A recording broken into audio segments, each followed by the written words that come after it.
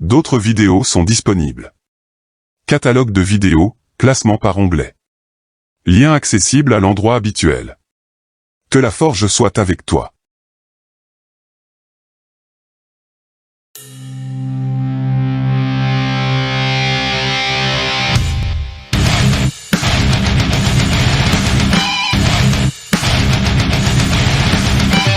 Mes respects à tout le monde, bienvenue dans la forge du Quantum.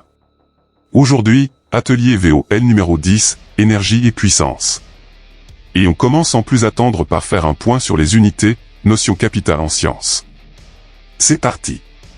On commence par l'énergie. L'unité scientifique sera le joule, noté J majuscule, équivalent à 1 watt-seconde. Mais il existe une flopée d'unités alternatives. L'électronvolt, noté petit grand V, avec un électronvolt égal à 1,602 fois 10 puissance moins 19 joules. La calorie, notée K, avec une calorie égale à 4,1855 joules. Le kilowattheure, noté kW.h, ou kWh, avec un kilowattheure égal à 3,6 fois 10 puissance 6 joules. La tonne de TNT, avec une tonne de TNT égale à 4,184 fois 10 puissance 9 joules.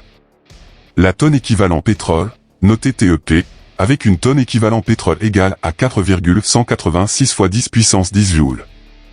La tonne équivalent charbon, notée TEC, avec une tonne équivalent charbon égale à 2,930 fois 10 puissance 10 joules. Je te conseille de retenir la conversion des kilowattheures en joules, c'est celle qui va revenir très souvent. On passe à la puissance. L'unité scientifique sera le watt, noté W majuscule. Mais il existe une flopée d'unités alternatives. Le cheval vapeur, noté CV, avec un cheval égal à 735,99 watts. Le kilovolt ampère, noté kVA, avec un kilovolt ampère égal à 1000 watts. On termine par le temps. L'unité scientifique sera la seconde, notée s. Mais il existe une flopée d'unités alternatives. La minute, notée min en minuscule, avec une minute égale à 60 secondes. L'heure, notée h minuscule, avec une heure égale à 3600 secondes. Pour résumer, dans cet atelier, sauf indication de ma part, l'unité de l'énergie sera le joule, celle de la puissance le watt, et le temps sera en secondes. C'est clair pour toi? Bien. Paragraphe suivant, dans lequel je vais aborder l'énergie potentielle électrostatique, en relation directe avec le potentiel d'une particule, donc de la tension électrique. C'est parti.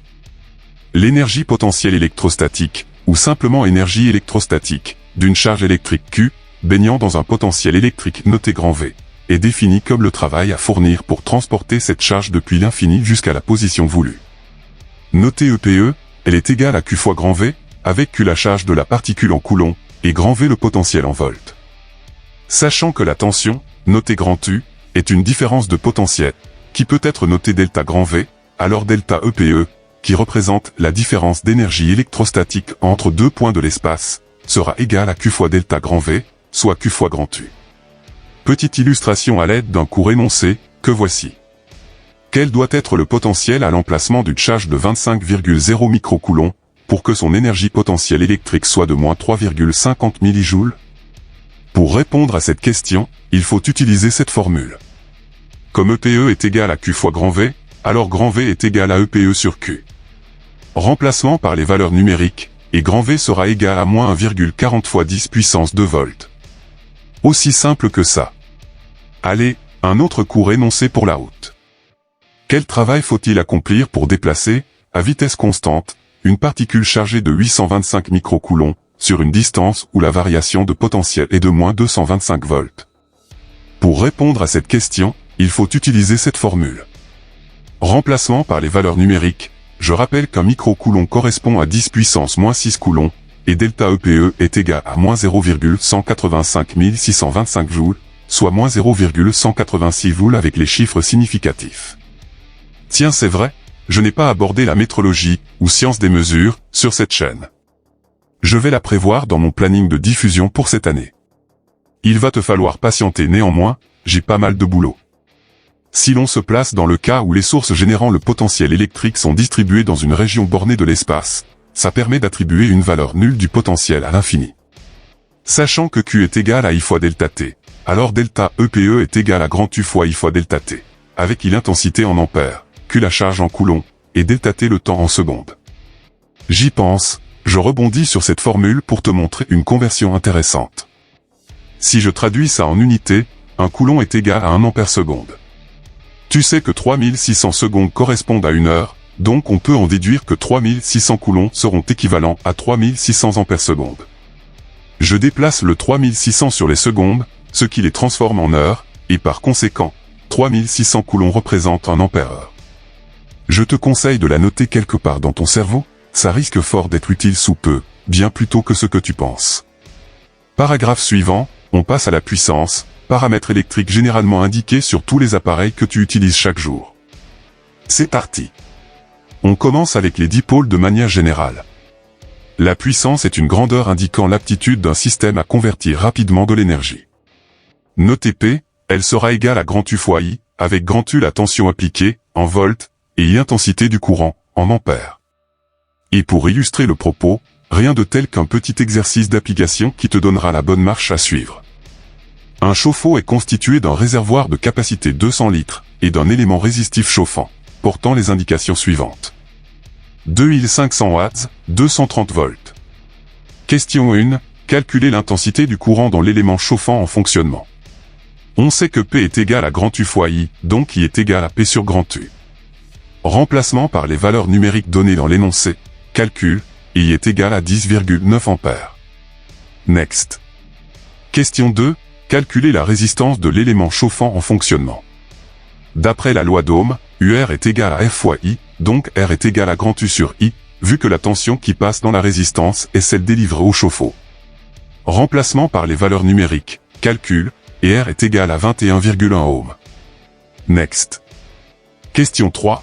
Calculer l'énergie consommée par cet élément chauffant en 4h30 de fonctionnement ininterrompu, et le prix de revient si le kWh coûte 0,15 € TTC. On sait que delta EPE est égal à grand U fois I fois delta T. Comme l'énergie doit être déterminée en kWh, ceci implique que le temps doit être exprimé en heures. Donc, EPE sera égal à 230 fois 10,9 fois 4,5, ce qui donne 11,3 fois 10 puissance 3 Wh, soit 11,3 kWh. Multiplication de cette valeur par 0,15 pour avoir le montant de 1,70 € TTC. Guère compliqué, n'est-il pas? Maintenant, concernant les résistors, la loi Joule s'applique. Dans le cas d'un conducteur ohmique, la loi d'Ohm indique que UR est égal à R fois I. La puissance est le produit de la tension par l'intensité. Tu remplaces cette tension par R fois I, et cette puissance Joule, notée PJ, sera égale à R fois I au carré. L'effet Joule est une puissance reçue dissipée sous forme de chaleur, ou énergie thermique. Au niveau microscopique, les interactions entre les électrons libres d'un fil, et les noyaux immobiles, peuvent être modélisées par une force de frottement. Le matériau s'échauffe d'autant plus que le courant électrique est important. Et pour donner du concret à cette notion, rien de mieux qu'un petit exercice d'application à la con. Le voici. Un appareil électroménager bitension absorbe une puissance de 660 watts. Petit 1, calculez l'intensité qu'il absorbe aux États-Unis, où la tension est de 110 volts, puis l'intensité qu'il absorbe en Europe, où la tension est de 230 volts. Tu poses P égale à grand UA fois IA, donc IA égale à P sur grand UA, remplacement par les valeurs numériques, et IA est à 6 ampères aux USA. Tu poses P égale à grand UE fois IE, donc IE égale à P sur grand UE, remplacement par les valeurs numériques, et IE est à 2,87 ampères en Europe. Next. Petit 2, quel est l'intérêt de faire fonctionner les appareils électriques sous une tension plus élevée? De la question précédente, tu peux en déduire que IE est strictement inférieur à IA, donc R fois IE au carré sera strictement inférieur à R fois IA au carré. Ça implique que PJE strictement inférieur à PJA. En clair, les pétajoules européennes sont bien plus faibles que les états-uniennes, ce qui implique que la population européenne est plus vertueuse que l'américaine. Entre nous, on s'en doutait un peu, n'est-il pas? Je te propose d'aborder la relation entre la puissance et l'énergie. Comme je te l'ai dit en introduction, le joule est équivalent à des watts-secondes, donc l'énergie est une puissance multipliée par une différence de temps. Ce qui implique que grand E est égal à P fois delta T, donc P est égal à grand E sur delta T. Et comme tu t'en doutes, ces formules sont à apprendre par cœur. Mais pas de panique, voici de quoi leur apporter un côté pragmatique. Un compteur d'énergie électrique a permis de constater qu'un radiateur électrique avait consommé 25,5 kWh en 8h30 de fonctionnement. La tension du courant est de 220 volts. Petit 1, déterminer l'énergie en joules consommée par le radiateur. Tu te souviens en début de vidéo où je t'avais conseillé de retenir la conversion des kilowattheures en joules, c'est celle qui va revenir très souvent. Et voilà. 1 kWh est égal à 3,6 fois 10 puissance 6 joules, et le radiateur a consommé 25,5 kWh. Multiplication de l'un par l'autre, ce qui donne 91,8 fois 10 puissance 6 joules, soit 91,8 mégajoules. Next. Petit 2, déterminer la puissance du radiateur. On sait que P est égal à grand E sur delta T. L'énergie est en joules, donc le temps doit être en secondes, sachant que pour une heure, il en faut 3600. Autre information importante, 8h30, c'est 8,5 heures, que tu multiplies par 3600, et tu divises ton énergie avec cette valeur, ce qui donne 3000 watts. C'est tout.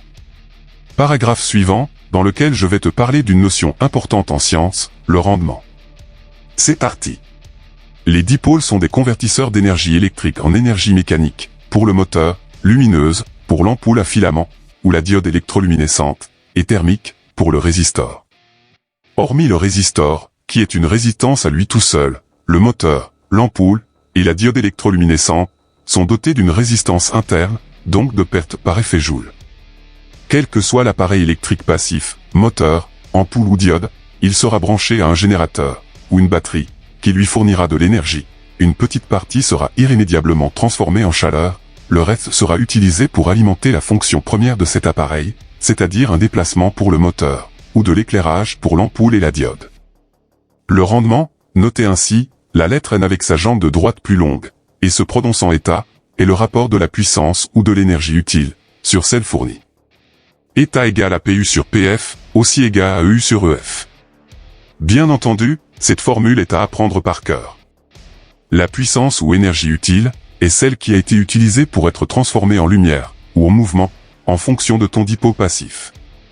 Par exemple, une ampoule incandescente, ou ampoule à filament, vendue avant 2012 en France pour éclairer les pièces d'un domicile, convertissait seulement 5% de son énergie reçue en lumière, et donc 95% en chaleur.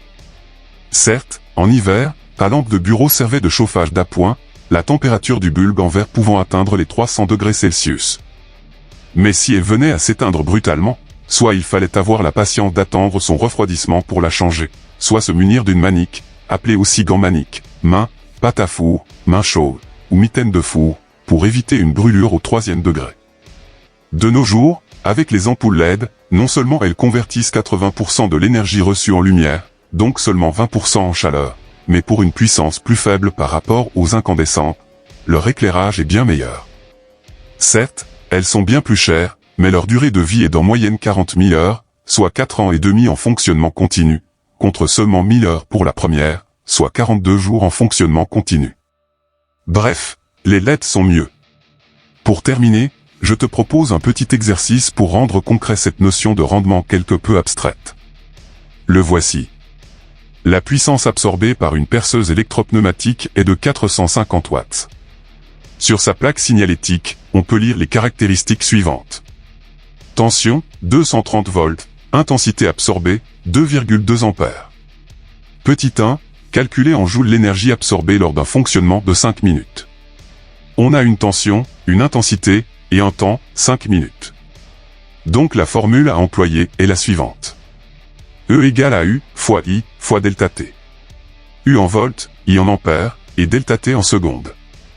Donc E sera égal à 230, fois 2,2, fois 5 fois 60, ce qui donne 150 et 1,8 fois 10 puissance 3 joules, soit 150 et 1,8 kJ en notation d'ingénieur.